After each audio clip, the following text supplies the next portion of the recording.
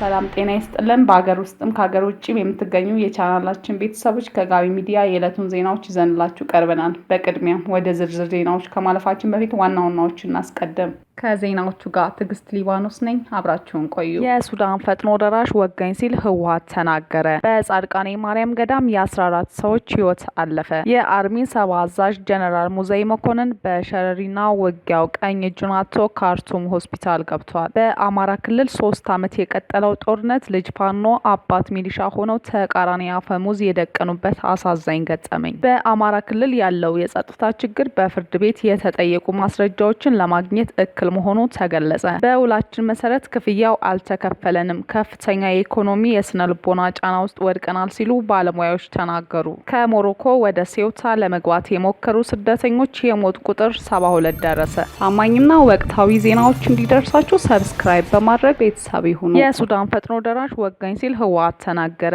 ከሸረሪና ውጊያው በኋላ ህወሓት ለሶስተኛ ጊዜ ዛሬ መግለጫ አውጥቷል። ህወሓት በዛሬው መግለጫው የሱዳን ፈጥኖ ደራሽ ወግቶኛል ብሏል። በፌዴራል እና በታጣቂ ኃይሎች በኩል ምዕራብ ትግራይ አቅጣጫ የተከፈተው ድንገተኛ ጥቃት በሰራዊቱ ሙሉ በሙሉ መመከቱና የጠላት እቅድ ሳይሳካ መቅረቱንም ገልጿል። በተካሄደው ግጭት የቆሰሉ የጠላት ታጣቂዎች በአየርና በየብስ ወደ ተለያዩ አገሪቱ ክፍል እየተወሰዱ እንደሚገኙ ጠቁሟል። ለቀጣዩ ውጊያ ራሱን ማዘጋጀቱን ገልጿል።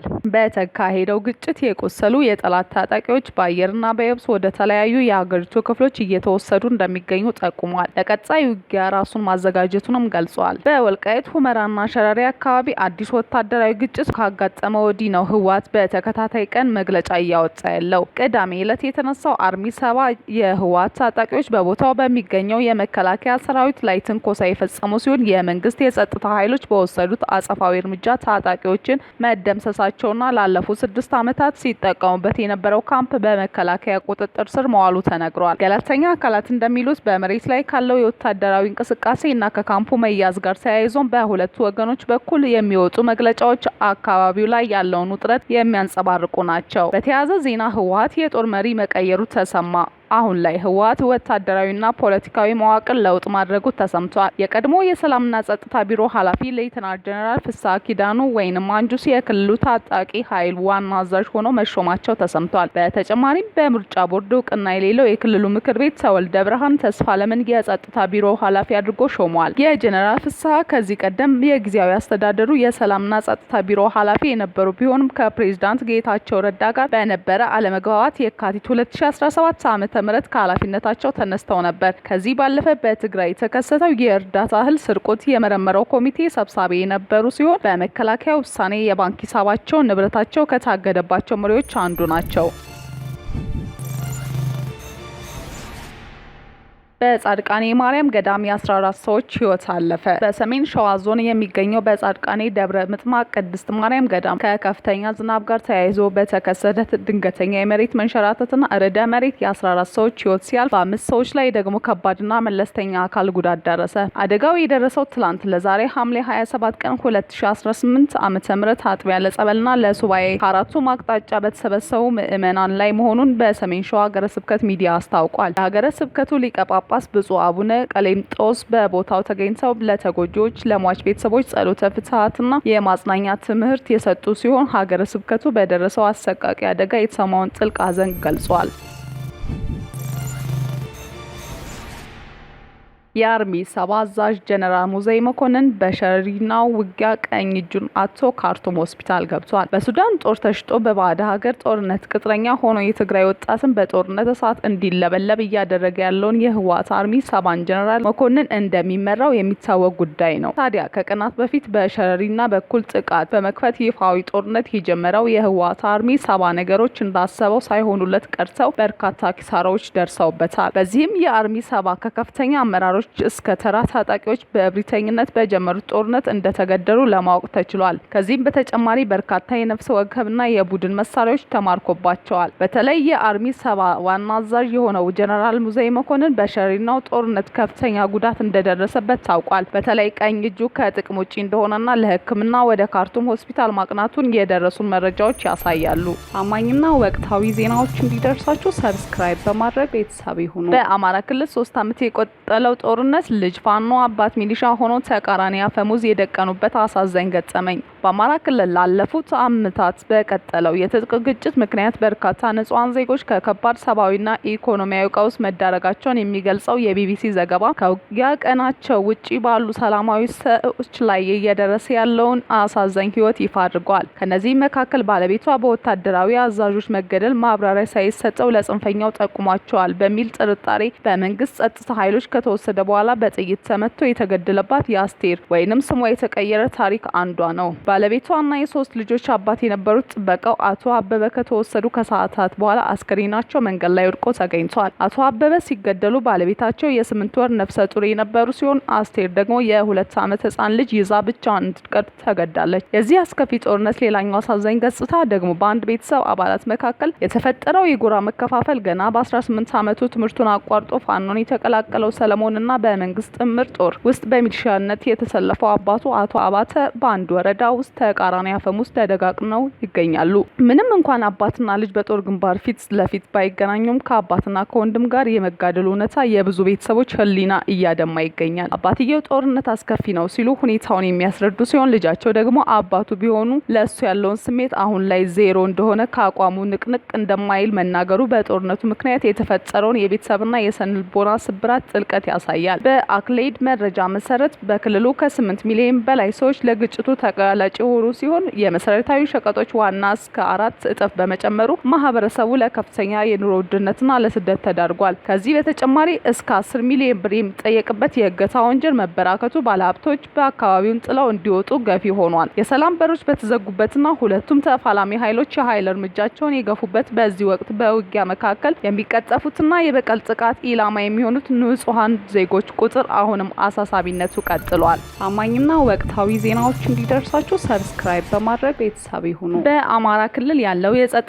ችግር በፍርድ ቤቱ የተጠየቁ ማስረጃዎችን ለማግኘት እክል መሆኑ ተገለጸ። በፍርድ ቤት የተጠየቁ ማስረጃዎች በጸጥታ ችግር ምክንያት ባለመገኘታቸው እልባት ያላገኙ መዝገቦች መኖራቸውን የአማራ ክልል ጠቅላይ ፍርድ ቤት ተናገረ። የአማራ ክልል ጠቅላይ ፍርድ ቤት በጠቅላይና በከፍተኛ ፍርድ ቤቶች እልባት ሳያገኙ የቆየ መዛግብት መኖራቸውን ተመልክቻለሁ ሲል የበጀት ዓመቱን የስራ አፈጻጸም ሪፖርት ባቀረበበት ወቅት ገልጿል። ሪፖርቱን ያቀረቡት የአማራ ክልል ጠቅላይ ፍርድ ቤት ፕሬዝዳንት አቶ አለም አንታግደው እልባት ሳያገኙ በቆዩት መዝገቦች ዙሪያ ጥናት መደረጉን አስረድተዋል። በዚህም በፍርድ ቤት የተጠየቁ ማስረጃዎችን ለማቅረብ የጸጥታ ችግር እንደ እክል መታየቱን ጥናቱ አሳይቷል። ከነዚህ መካከል በፍርድ ቤት የተጠየቁ ማስረጃዎችን ለማቅረብ ማስረጃ የሚሰጡ ተቋማት በጸጥታ ችግር ምክንያት ስራ ላይ ባለመሆናቸው ተደጋጋሚ ቀጠሮ ለመስጠትና ምክንያት መሆኑን ፕሬዝዳንቱ ተናግረዋል። ከዚህም ባለፈ ማስረጃ የሚሰጡ ተቋማት ጋር የተጠየቀው ማስረጃ ሄዶ ለማጣራት በጸጥታ ችግሩ ምክንያት ማድረግ እንዳልተቻለም በጥናቱ መለየቱ ተገልጿል። ባለጉዳዮች ቢሆኑ የጸጥታ ችግሩን ተንተርሶ ተደጋጋሚ ቀጠሮ መጠየቃቸውም እንዲሁም በወቅቱ ሊሰጡ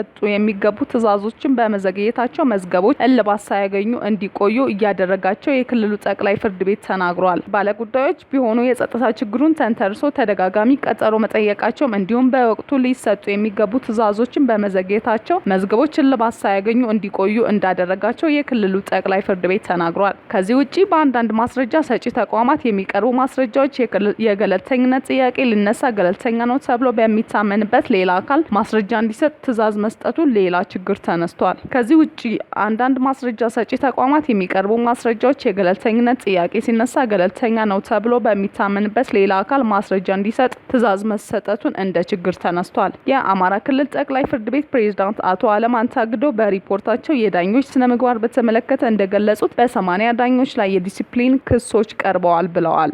ከዚህም ውስጥ 51 ውሳኔ ያገኙ ሲሆን 36 ያህሉ ጥፋተኛ ሆኖ በመገኘታቸው ከገንዘብ እስከ ስራ ስንብት የደረሰ እርምጃ እንደተወሰደባቸው ሪፖርታቸው ገልጿል።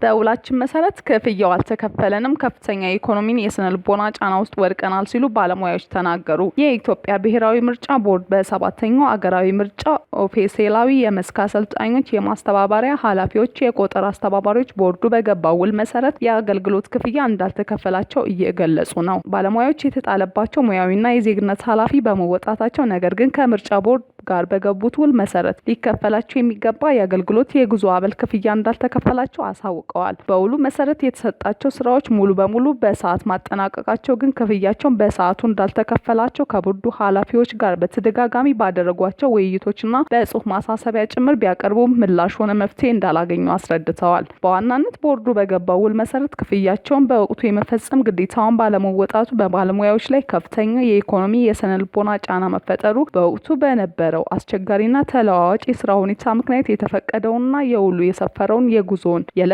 የውሎ አበል እስካሁን እንዳልተከፈለና የውሉ መንፈስ የሚቃረን ድርጊት መፈጸሙን አብራርተዋል። የቦርዱ ኃላፊዎች ለመብታችን ግዴለሽነትን እያሳዩ ነው በማለት ከሰዋል። የኢትዮጵያ ብሔራዊ ምርጫ ቦርድ ምን መለሰ? ቦርዱ ለሪፖርቱ ጋዜጣ በሰጠው ማብራሪያ ይህን ብለዋል። ለምርጫ አስፈጻሚዎች ስልጠና በመስጠት መስፈርቱን አሟልተው የተመለመሉና ስልጠና የወሰዱ ባለሙያዎች ወደ ስልጠና ከመሰማራታቸው በፊት የአሰልጣኞችን ስልጠና በሚሰጥበት ጊዜ መገኘት፣ በስልጠናው ወቅት ሰዓት መቆጣጠሪያ በአግባቡ መፈረም፣ ስልጠናውን ሲያጠናቀቁ የስራ ውል መፈረምና ስልጠና በሚሰጡበት ወቅት የሰዓት መቆጣጠሪያ በየቀኑ መፈረም ይጠበቅባቸዋል። ስልጠናውን ከሰጥተው ሲያጠናቅቁ ኃላፊነታቸው በውሉ መሰረት መፈጸማቸውን ከተለየና ለማረጋገጥ ስራ ከተከናወነ በኋላ ክፍያ ይፈጸማል። ቦርዱ ምርጫ ለማስፈጸም የተመደበለትን ገንዘብ ለታለመለት ዓላማ መዋሉን የመቆጣጠር ኃላፊነት ግዴታ እንዳለበት ስልጠና ከወሰዱና ውል ከገቡ በኋላ ወደ ተመደቡበት ስልጠና ማዕከል በመሄድ በውላቸው መሰረት ስልጠና የማይሰጡ ባለሙያዎች በመኖራቸው ክፍያ ከመፈጸሙ በፊት የማጥራት ስራ ይከናወናል። በአንዳንድ አካባቢዎች አሰልጣኞች ከተመደቡባቸው የስልጠና ማዕከል በተጨማሪ በሌሎች ማዕከላት ተዘዋውረው ስልጠና የሚሰጡባቸው አጋጣሚዎች ነበሩ። ክፍያው ትክክለኛው ባለሙያ በአግባቡ መክፈል እንዲቻል ተጨማሪ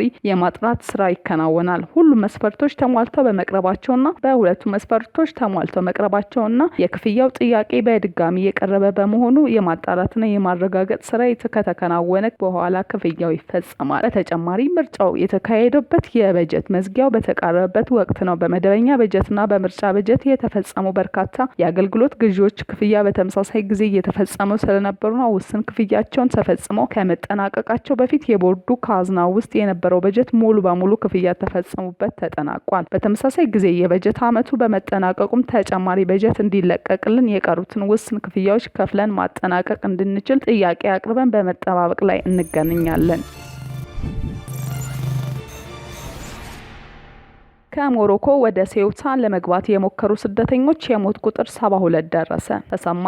ባለፈው ሳምንት ከሞሮኮ ወደ ስፔን ግዛት ወደ ሆነችው በሰሜን አፍሪካ በምትገኘው ሴውታ በብዛት ለመግባት የሞከሩ ስደተኞችን የሞት ቁጥር በከፍተኛ ሁኔታ እየጨመረ መሆኑ ተሰማ። በሰሜን አፍሪካ የባህር ዳርቻ ላይ በተጨማሪ 5 አስከሬኖች መገኘታቸውን ባለስልጣናት አስታውቀዋል። ይህንን የሟቾች ቁጥር በሞሮኮ ባለስልጣናት እሁድ ዕለት ካሳወቁ በኋላ በእጅጉ ከፍ ያለ መሆኑን ሮይተርስ ዘግቧል። ሐሙስ የጀመረው ያልተለመደ የስደተኞችን ፍሰት በየብስና በባህር በ10 ሺዎች የሚቆጠሩ ሰዎችን ወደ ሴውታ አስገብቷል ነው የተባለው። ሴውታ የአውሮፓ ህብረት ከአፍሪካ ጋር ካላት 2 የመሬት ድንበሮች አንዱ ሲሆን ይህ ሁኔታ በመላው የአውሮፓ ህብረት ስጋት መፍጠሩንም እየተዘገበ ይገኛል። የስፔን ባለስልጣናት እንደገለጹት ከ48,000 በላይ ስደተኞች በ48 ሰዓታት ውስጥ ወደ ሞሮኮ መመለሳቸውና በሳምንቱ መጨረሻም ተጨማሪ ሰዎች መመለሳቸውን አስታውቀዋል። በሴውታ የስፔን መንግስት ተወካይ ሚጌል አንሄል ፔሬዝ እንደተናገሩት ከ72ቱ ሟቾች በተጨማሪ ከ1,000 በላይ ሰዎች በጤና ተቋማት ሕክምና ሊያገኙ እንደቻሉም አስረድተው በአካባቢው ያለው ሁኔታ በእጅጉ መሻሻሉን በመግለጽ ሙሉ በሙሉ ለመመለስ ግን አሁንም ተጨማሪ ስራ እንደሚያስፈልግ አክለዋል። አንዳንድ ስደተኞች የባህር ማገጃን የድንበር አጥርን ለመውጣት ሲሞክሩ በውሃ ሰጥመው ሲሞቱ፣ ሌሎች ደግሞ በሰው መጨናነቅ ተጨፍልቀው ህይወታቸውን አጥተዋል። ብዙዎቹ በከባድ የኢኮኖሚ ችግር ምክንያት ለመሰደድ የተገደደ ሲሆን በማህበራዊ ሚዲያ የተሰራጩ ወሬዎችን ይህን እንቅስቃሴ እንዲጨምር ከፍተኛ ተጽዕኖ መፍጠራቸውን ዘገባው አመልክቷል። ታማኝና ወቅታዊ ዜናዎች እንዲደርሳችሁ ሰብስክራይብ በማድረግ ቤተሰብ ይሁኑ።